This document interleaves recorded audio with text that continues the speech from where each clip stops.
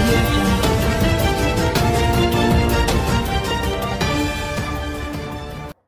Definitely అంటే look wise చూస్తున్నా ఎక్కడ చూస్తున్నా the all over the states ఎక్కడ చూస్తున్నా ద హోర్డింగ్స్ కానీ పోస్టర్స్ కానీ నాకు టైటిల్ కంటే ఎక్కువ మహేష్ బాబు గారు కనిపిస్తారు. ఎంత దూరం నుంచి చూస్తున్నా ఆ ఫ్రేమ్ పోస్టర్ లైక్ అంటే మహేష్ బాబు గారు కనిపిస్తే చాలు కదా, అది భరత్ అని నేనని అందరికీ తెలుస్తుంది. బట్ ఆ పోస్టర్స్ చూసినప్పుడు నేను ఒకటి అబ్జర్వ్ చేశాను. The first one when I saw మీరు బ్యాగ్తో ఉన్నారు, సెకండ్ చూసినప్పుడు సోడా బాటిల్తో ఉన్నారు, ఆ నెక్స్ట్ చూసినప్పుడు కత్తితో ఉన్నారు. ఇలా శివగారిని అడుగుతాను, సార్ ఈ వేరియేషన్స్ ఎలా వచ్చాయి? బ్యాగ్ కొన్ని మైండ్లో ఉంటాయండి. అది థీమ్ సాంగ్ చేసేటప్పుడు సోడా బాటిల్ మాంటేజ్ ఒకటి కావాలని చెప్పాను. అంటే ఆయనకు ఉంటుంది, ఆయనకి ఎక్కడో వస్తుంది సీఎం సోడా బాటిల్ తాగుతుంటే పోస్టర్లో. అది మహేష్ బాబు గారు అయితే ఇంకా బాగుంటుంది. అంటే పైగా ఒక చిన్న ఐటమ్ ఫిక్స్ అయినా అండి అది కరెక్ట్గా వెళ్ళి కూర్చోవాలి.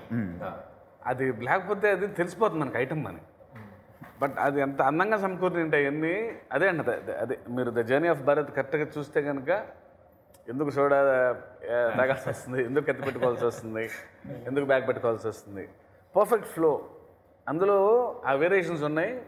అది ఆన్ స్క్రీన్ ఎగ్జైట్మెంట్. అలా అసలు నాగల్ని కూడా పట్టుకోవడం ఎవ్రీథింగ్. అవును అవును. సో ఎలాగో బీచ్ తెలుగుని మాట్లాడుతున్నాం కాబట్టి మాకు ఈసారి మామిడి తోట ఫైట్ ఏమన్నా దానికన్నా పెద్ద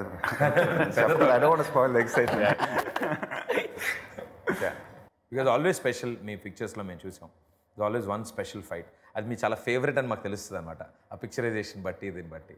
సో భరత్ అనే నేనులో అంటే ఈ సినిమాలో ఎక్కువ హోంవర్క్ చేసింది యాక్షనే. ఎందుకంటే చాలా కష్టం యాక్షన్ చేయటం. నా ఫస్ట్ డౌట్ కథ విన్నప్పుడు కూడా నేను ఒకటే అడిగా, ఫైట్స్ ఎలా వస్తాయి సార్ సినిమాలో? అంటే ఇప్పుడు కరెక్ట్ లాజిక్గా ఆయన నరేట్ చేసినప్పుడు ఫైట్ ఎలా వస్తుందో ఒకటే అడిగాను. ఆయనకి వన్స్ నరేషన్ చెప్పగానే I was blown away. Because cinematic Liberty తీసుకోకుండా కథని ఫాలో అవుతూ యాక్షన్ రావటం అంటే it's not a joke. And I'm sure the audience will love it. Yeah, Bharat has to fight. It's not about has to fight, they love him fighting.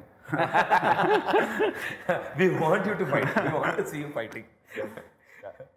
And music and art ఇలా ఉన్న తర్వాత main thing వీటిలన్నింటినీ ఒక team కింద arrange చేస్తున్నప్పుడు one beautiful thing నేను చూసింది over the social media, మీరు team మెంబర్స్కి ఫోన్ గిఫ్ట్ చేయడం.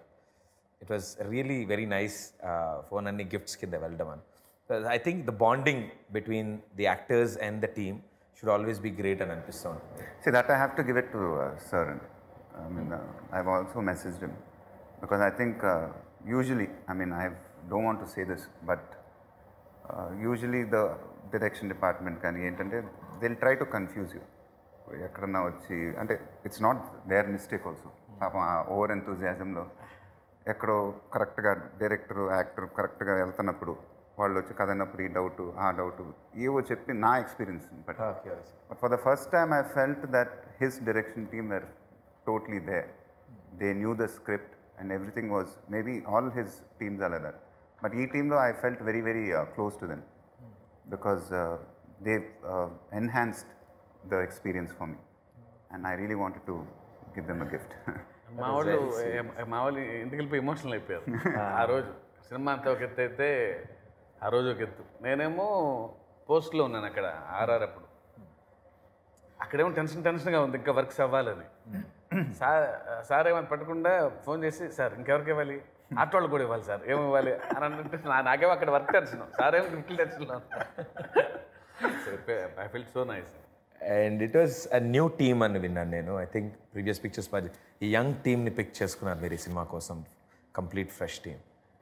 అంటే దీనికోసం సెపరేట్గా పిక్ చేసింది ఏం లేదు. జనరల్గా కొందరు వెళ్తారు, వాళ్ళకి కొంచెం నేర్చుకుంటారు, వాళ్ళు ట్రయల్స్ చేసుకుంటారు. సో అలా చేరిన వాళ్ళే. కాకపోతే అందరూ కొంచెం కొత్త వాళ్ళు ఎక్కువ చేరారు. బట్ నాకు ఎందుకో వాళ్ళు బాగా నచ్చారు. ఎందుకంటే వాళ్ళకి డైరెక్టర్ గారు హీరో గారు అని ఉండదు అసలు. అందరు 25 బిలో వాళ్ళు వచ్చి ఏదని చెప్పేయగలరు. That's the beauty. టక్కన రూమ్లోకి వచ్చేసి, సార్ ఇలా చేద్దాం ఇలా చేద్దామని ఇన్నోసెన్స్ ఉంటుంది, ఫ్రెష్నెస్ ఉంటుంది.